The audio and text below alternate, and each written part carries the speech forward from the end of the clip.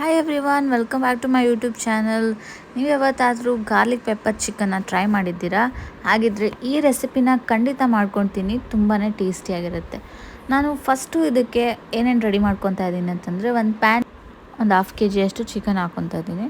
ಚಿಕನ್ನ ನೀಟಾಗಿ ವಾಶ್ ಮಾಡಿ ಫಸ್ಟ್ ನೀಟಾಗಿ ಅದನ್ನೆಲ್ಲ ಕ್ಲೀನ್ ಮಾಡಿ ನೆಕ್ಸ್ಟ್ ಇದನ್ನು ನಾವು ಮಸಾಲಾಗೆ ಅಂದರೆ ಇದನ್ನು ಸ್ವಲ್ಪ ಮ್ಯಾರಿನೇಟ್ ಮಾಡಿ ಇಡಬೇಕಾಗತ್ತೆ. ನಾನು ಮ್ಯಾರಿನೇಟ್ ಮಾಡೋಕ್ಕೆ ಏನು ಬೇಕು ಅಂತ ಇವಾಗ ತೋರಿಸ್ತಾ ಇದ್ದೀನಿ. ಸೊ ಸಿಂಪಲ್ಲಾಗಿ ನಮ್ಮ ಮನೇಲಿ ಏನಿರುತ್ತೆ ಅದೇ ಇದೆ. ಸೊ ಯಾವುದು ಎಕ್ಸ್ಟ್ರಾ ಆ್ಯಡ್ ಆನ್ ಇಲ್ಲ ಇದಕ್ಕೆ.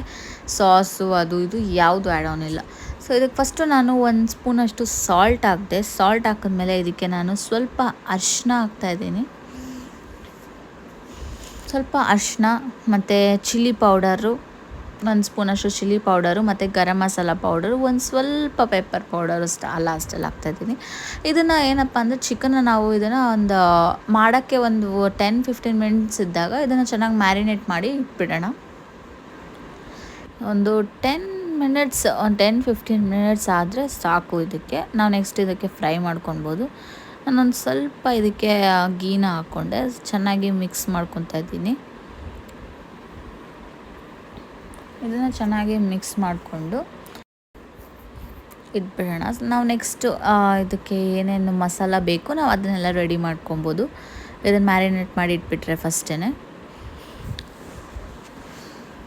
ಸೊ ಹಾಗೆ ನೆಕ್ಸ್ಟ್ ನಾವು ಮಸಾಲ ರೆಡಿ ಮಾಡ್ಕೊಳ್ಳೋಣ. ಇದಕ್ಕೆ ನೆಕ್ಸ್ಟು ಇನ್ನೊಂದು ಪ್ಯಾನ್ಗೆ ನಾನು ಸ್ವಲ್ಪ ಬಟರ್ ಹಾಕ್ಕೊಂಡು ಈರುಳ್ಳಿನೆಲ್ಲ ನೀಟಾಗಿ ಸ್ಲೈಸಾಗಿ ಕಟ್ ಮಾಡ್ಕೊಂಡಿದ್ದೆ. ಈರುಳ್ಳಿ ಮತ್ತು ಟೊಮೆಟೊನ ಹಾಕಿ ಚೆನ್ನಾಗಿ ಫ್ರೈ ಮಾಡ್ತಾಯಿದ್ದೀನಿ. ಈರುಳ್ಳಿ ಸ್ವಲ್ಪ ಗೋಲ್ಡನ್ ಬ್ರೌನ್ ಬಂದಮೇಲೆ ಟೊಮೆಟೊನ ಕೂಡ ಹಾಕಿಬಿಟ್ಟು ಚೆನ್ನಾಗಿ ಫ್ರೈ ಮಾಡ್ತಾಯಿದ್ದೀನಿ. ಇದಕ್ಕೆ ನಾನು ಆಯಿಲ್ ಯೂಸ್ ಮಾಡಿಲ್ಲ, ಎಲ್ಲದಕ್ಕೂ ಬಟರು ಮತ್ತು ಗೀ ಯೂಸ್ ಮಾಡಿದ್ದೀನಿ. ಟೇಸ್ಟ್ ಒಂಥರ ಡಿಫ್ರೆಂಟಾಗಿ ಚೆನ್ನಾಗಿರುತ್ತೆ, ನೀವು ಟ್ರೈ ಮಾಡಿ. ಅದಾದಮೇಲೆ ನಾನು ಇದನ್ನು ಚೆನ್ನಾಗಿ ಫ್ರೈ ಮಾಡ್ಕೊತಾ ಇದ್ದೀನಿ. ಇದಾದಮೇಲೆ ನಾವು ಇದಕ್ಕೆ ಒಂದು ಪೇಸ್ಟ್ನ ರೆಡಿ ಮಾಡಬೇಕಾಗುತ್ತೆ. ಅಂದರೆ ಇದೇ ಒಂದು ಸಪ್ರೇಟ್ ಮಸಾಲ.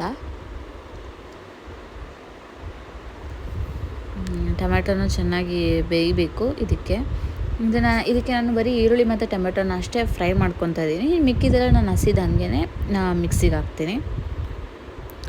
ಸೊ ಇನ್ನೊಂದು ಪ್ಯಾನ್ಗೆ ನಾನು ಅದೇ ಪ್ಯಾನ್ಗೆ ಸ್ವಲ್ಪ ಗೀನೋ ಅಥವಾ ಬಟರ್, ಇದು ಎರಡರಲ್ಲಿ ಯಾವುದಿದೆ ಅಂತ ಯಾವುದಾದ್ರೂ ಒಂದು ಹಾಕ್ಕೊಳ್ಳಿ. ನಾನೊಂದು ಸ್ವಲ್ಪ ಬಟರ್ ಹಾಕ್ಕೊತಾ ಇದ್ದೀನಿ.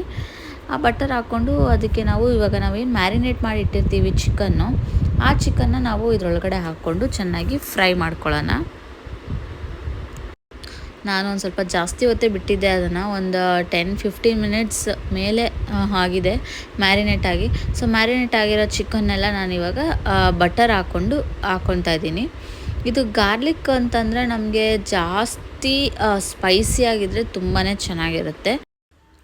ಈಗ ಇದನ್ನು ಚೆನ್ನಾಗಿ ನಾವು ಫ್ರೈ ಮಾಡ್ಕೊಳ್ಳೋಣ. ಅಂದರೆ ನಾವು ತುಪ್ಪ ಅಥವಾ ನಾವು ಬಟರ್ನ ಹಾಕಿರ್ತೀವಲ್ವ, ಸೊ ಆ ಬಟರು ಮತ್ತು ಅದು ಚೆನ್ನಾಗಿ ಇದ್ರ ಜೊತೆ ಮಿಕ್ಸ್ ಆಗಬೇಕು. ಆವಾಗ ಟೇಸ್ಟ್ ತುಂಬಾ ಚೆನ್ನಾಗಿರುತ್ತೆ. ಇದನ್ನು ಚೆನ್ನಾಗಿ ಮಿಕ್ಸ್ ಆದಮೇಲೆ ನಾವು ಇದಕ್ಕೆ ಮಸಾಲಾನ ಆ್ಯಡ್ ಮಾಡ್ಕೊಳ್ಳೋಣ.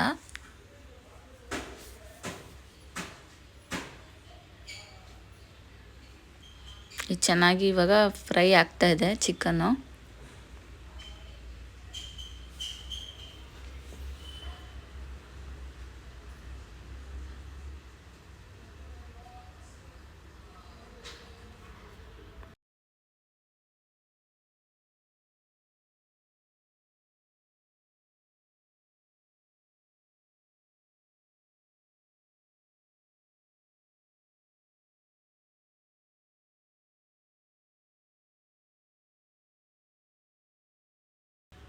ಆಮೇಲೆ ಇದು ಚೆನ್ನಾಗಿ ಇವಾಗ ಕುಕ್ ಆದಮೇಲೆ ಇದಕ್ಕೆ ನಾನು ಒಂದು ಸ್ಪೂನಷ್ಟು ಪೆಪ್ಪರ್ ಪೌಡರ್ನ ಹಾಕ್ತಾಯಿದ್ದೀನಿ. ಇದು ಯಾಕಂದರೆ ಪೆಪ್ಪರ್ ಗಾರ್ಲಿಕ್ ಚಿಕನ್ ಆಗಿರೋದ್ರಿಂದ ಸ್ವಲ್ಪ ಪೆಪ್ಪರ್ ಹೆಚ್ಚಿಗೆ ಇದ್ರೂ ತುಂಬ ಚೆನ್ನಾಗಿರುತ್ತೆ. ಇದಾದಮೇಲೆ ನೆಕ್ಸ್ಟ್ ನಾನು ಮಿಕ್ಸಿಗೆ ನಾವು ಏನು ಆವಾಗಲೇ ಫ್ರೈ ಮಾಡಿ ಇಟ್ಕೊಂಡಿದ್ವಿ ಟೊಮೆಟೊನ ಮತ್ತು ಈರುಳ್ಳಿನ, ಅದೆರಡು ಮಿಕ್ಸ್ನ ಇದಕ್ಕೆ ಹಾಕ್ತಾಯಿದ್ದೀನಿ.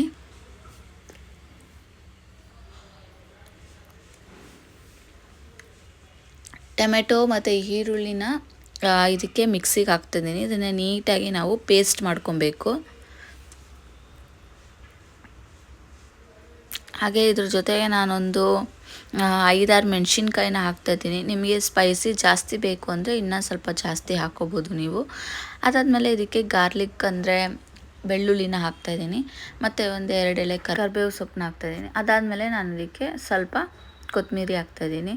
ಆ ಕೊತ್ತಂಬರಿ ಸ್ವಲ್ಪ ಹೆಚ್ಚಿಗೆ ಇದ್ದರೆ ತುಂಬ ಚೆನ್ನಾಗಿರುತ್ತೆ. ಇವಾಗ ಇದನ್ನು ಪೇಸ್ಟ್ ಮಾಡ್ಕೊಂಡು ಬರೋಣ.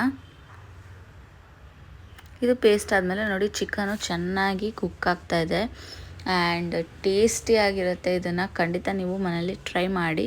ಇದಾದಮೇಲೆ ಇದು ಚೆನ್ನಾಗಿ ಕುಕ್ ಆಗಲಿ. ಇದು ಕುಕ್ ಆದಮೇಲೆ ಅದಕ್ಕೆ ಇದು ಮಸಾಲಾನ ನಾವು ಆ್ಯಡ್ ಮಾಡ್ಕೊಳ್ಳೋಣ.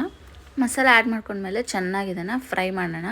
ಇದು ಚೆನ್ನಾಗಿ ಒಂದು 2 to 3 ಮಿನಿಟ್ಸ್ ಬಾಯ್ಲ್ ಆದಮೇಲೆ ಮೇಲ್ಗಡೆ ಒಂದು ಚೂರು ಬಟರ್ನ ನಾವು ಸೇರಿಸೋಣ. So pepper garlic chicken ready ಆಗಿದೆ. ನೀವು ಕೂಡ ಖಂಡಿತ ಅದನ್ನು ಮನೇಲಿ ಟ್ರೈ ಮಾಡಿ ನೋಡಿ. ಹಾಗೆ ನಿಮಗೆ ಈ ವಿಡಿಯೋ ಇಷ್ಟ ಆಗಿದೆ ಲೈಕ್ ಮಾಡಿ, ಶೇರ್ ಮಾಡಿ, ನನ್ನ ಚಾನಲ್ಗೆ ಸಬ್ಸ್ಕ್ರೈಬ್ ಮಾಡಿ.